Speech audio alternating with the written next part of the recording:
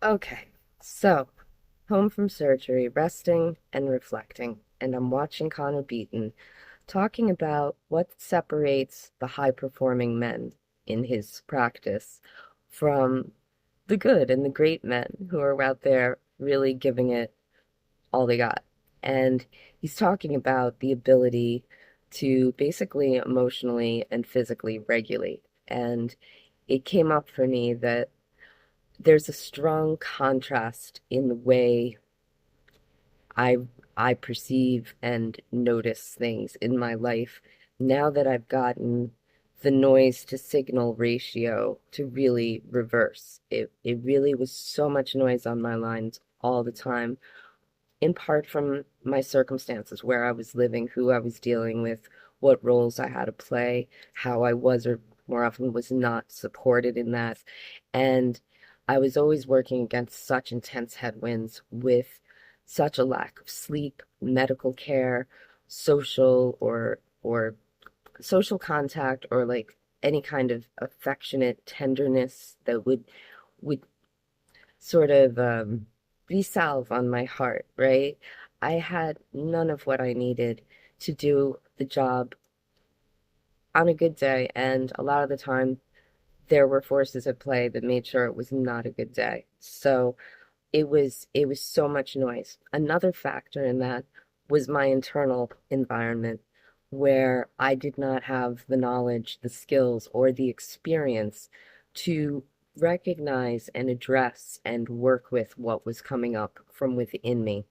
And why this came up for me while listening to Connor Beaton is that he's talking about how we become self-reflective when we're emotionally charged and we begin to go inward and ruminate and fixate on things. And I had a little bit of that. I had a brush with that today. I had a certain experience where my job was basically to hold my center and decline an invitation to conflict. That's something I could do a whole piece on its own, but that was the task at hand. And I decided in that my health is so delicate right now, and I have so much gratitude for the work that dozens of people did to bring me to where I am right now, from people I didn't even see or meet, who were all working in concert to make sure that I could get this procedure and they could intercede with something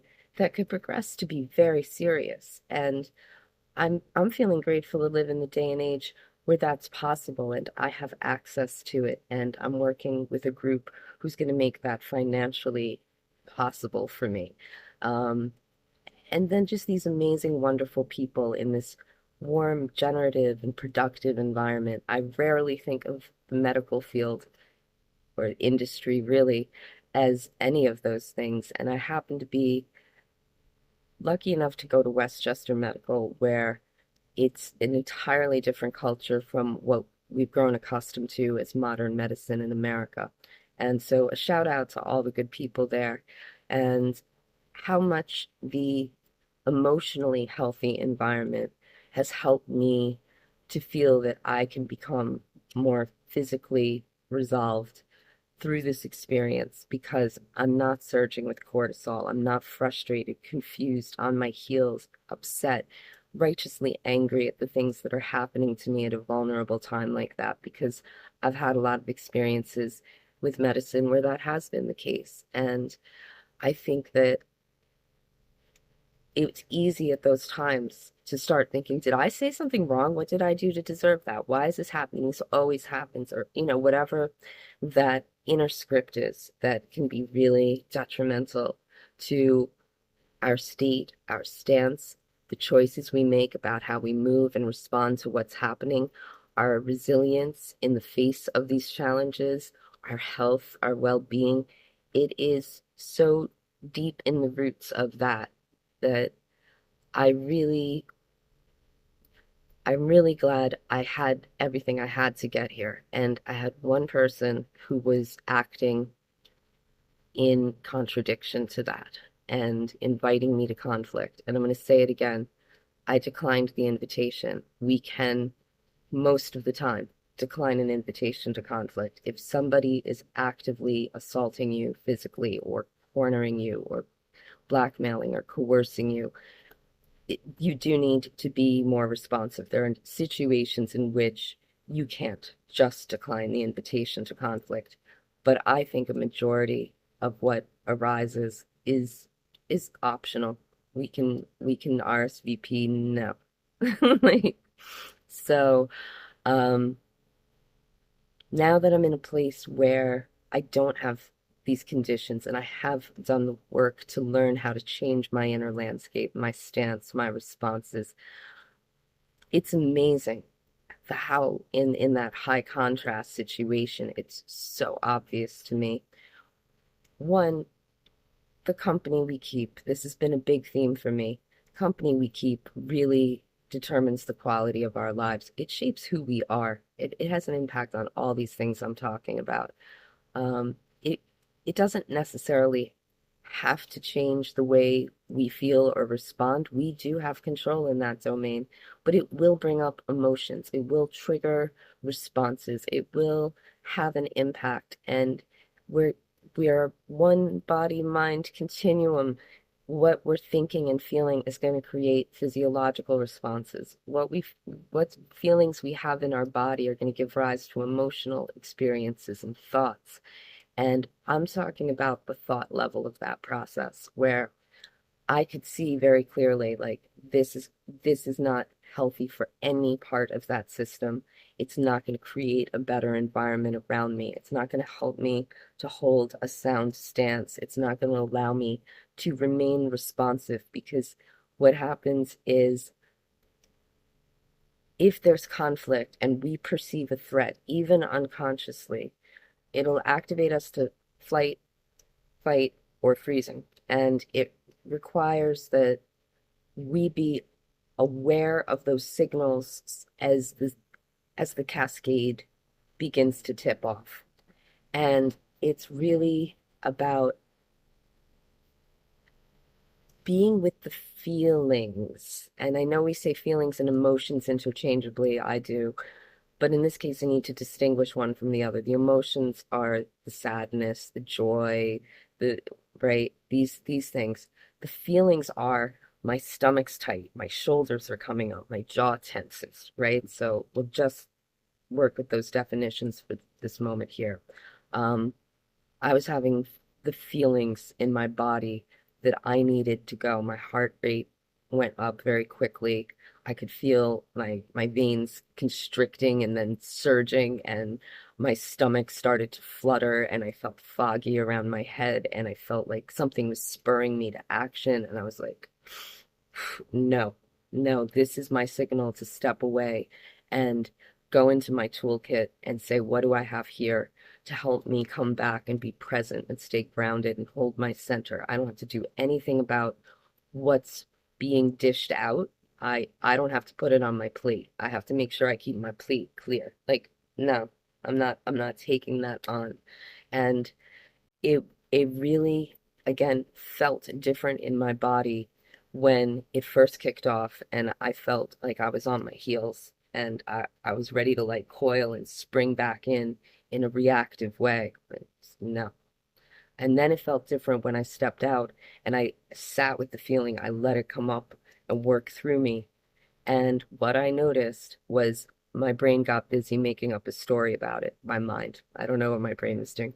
I don't have an fMRI I carry around, but my mind started really getting on the hamster wheel and being like, did I deserve that? What did she say to me? Did she really say right? And I thought, oh my God, my physiology went from bad to worse. And I was like, I don't like this. I don't want to feel this way. This is my body.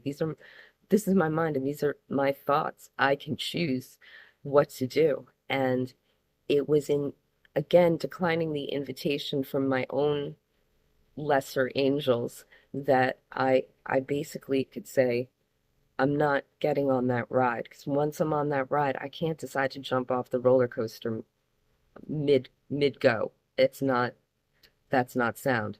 Um, I'm buckled in, and even if I could get out, it's a big jump off the loop, right? So I said, I'm just not going to go for the ride. I'm going to come back. I can always go back and be crazy about this later too. That's one that helped me a lot at the beginning of this larger process I've been going through for about 7, 8 years now. And I used to tell myself when I felt kind of hijacked, you can be crazy later. Go go outside, breathe some air, go do some dishes, do like sort the mail, do anything for 5 minutes. And if you still want to come back here and ruminate and chew on this like a pit bull, okay, you have permission. You're free to do it. Nobody's telling you you can't. But right now, you must. You are responsible for stepping out and resetting. And I kind of reflexively do it. I don't need to talk myself through anymore because as we practice this over time, it becomes fluent and reflexive. So I didn't need to do that part, but I know it was there. I know that part of me was like, could we just be crazy later and just handle this now? And I was like, mm-hmm. And I think the biggest lever in all of that that really helped me move over from it was my ability to say, I'm not going to go in and add to this. I'm not going to ruminate. I'm not going to become self-reflective. I'm not going to orient in on what's wrong. I'm going to look out around me and figure out which moves are going to get me to high ground and reduce the blast radius of what's unfolding here. And so I got busy making the moves in practical terms. And when I was confronted again, still a little charged, I was able to focus on my mission. So rather than being self-reflective, I became mission focused. And that outward focus allowed my body and my mind and my emotions to rally around something that required me to be forward, to be going in a an outward direction toward an aim. And in doing that, we really do go through physiological changes. It really does affect the whole system. And for me, this was a couple levels up from what is currently my resting level of mastery. And I stepped up to it. I was able to step up to it. And listening to Connor Beaton right now, I'm thinking it really had a lot to do with the fact that I refused to go into that and throw energy down that well. I said, I need this energy. I need this focus. I need all that that requires to ruminate, to activate constructive responses. And what could have been devastating really turned out to be fortifying. I said, look, you can, under fire, apply these skills because a certain amount of this can turn into frivolous, self-indulgent navel gazing if we don't actually step out there and apply it under fire. It has to be a live fire exercise. It's fine to spar all day. It's fine to like hit the bags all day, but you've got to sometimes get out there and engage in the real confrontation if you're going to be able to apply that and elevate the level of mastery. Will I be able to perform as well next time? I don't know, but I know I've leveled up a class in my ability because I could create the background quiet where there was noise, there's now signal, right? And that allowed me to quickly spot which of these didn't belong, which of these is not the same and to stay ahead of it, to stay cognizant of it, even though it was activating a lot of emotional responses that, for survival reasons, cause us to like close the aperture and get very focused. And wherever we look, we can kind of get stuck thinking that's the whole picture. And when we look inward to where we're hurting and we start trying to reason with forces that aren't even there, like, why did you say that to me? How did this happen? This really makes our world small, tight, scary. Whereas if I could just open it up a little and look around to where putting that energy was going to give me the advantage and I could invest in that,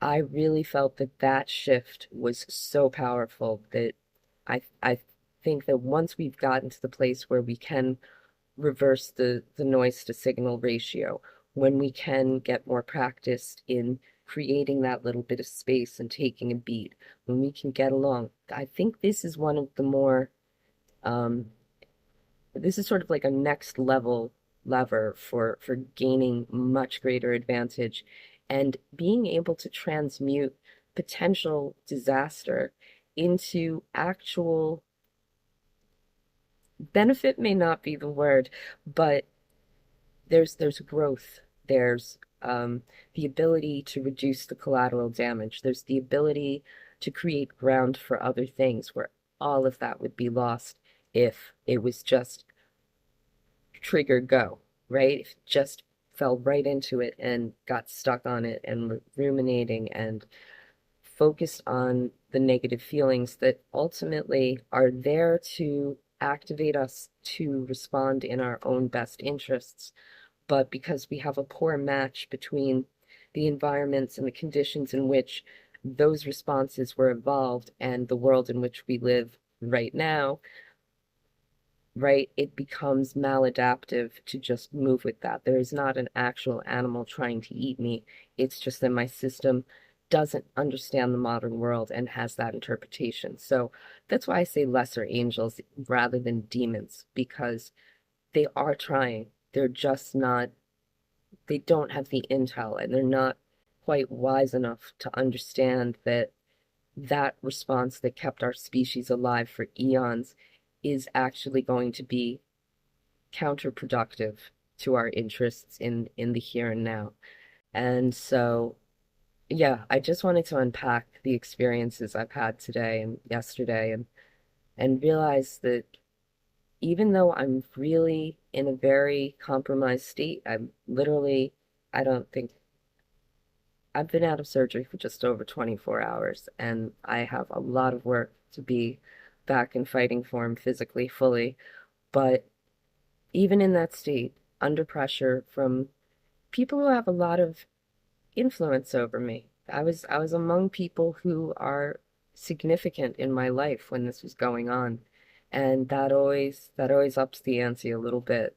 So it was not nice to have, but there was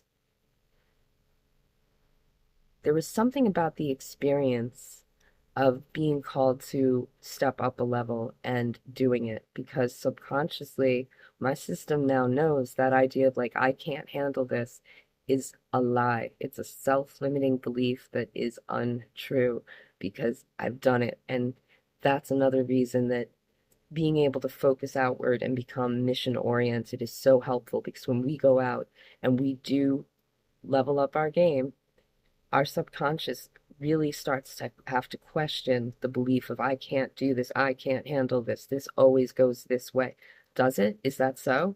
Because now you have evidence against that claim, and that helps topple the structure that holds up that belief that limits us so much. And I'm I'm just really grateful to all the people who've taught me all the lessons, who've given me all the tools. Not personally, a lot of this is reading and YouTube, and occasionally I get this from people in real life, but it doesn't matter the source or how. It's my gratitude for having this information available to me. And so I'm just trying to pay a little bit forward and say, in my own exploration, in my own process of learning and applying this, here's where I find myself, and this is what I'm learning to be true in my own experience of this, in hopes that something in that is of help to you, because I see I'm not out here alone struggling through this. I know this is so challenging, and I want for everyone to be able to be in a better state. After my experience at Westchester Medical, seeing what it's like when people are in harmony, when they're in concert with themselves and each other, and how much that can do to heal us, body and mind.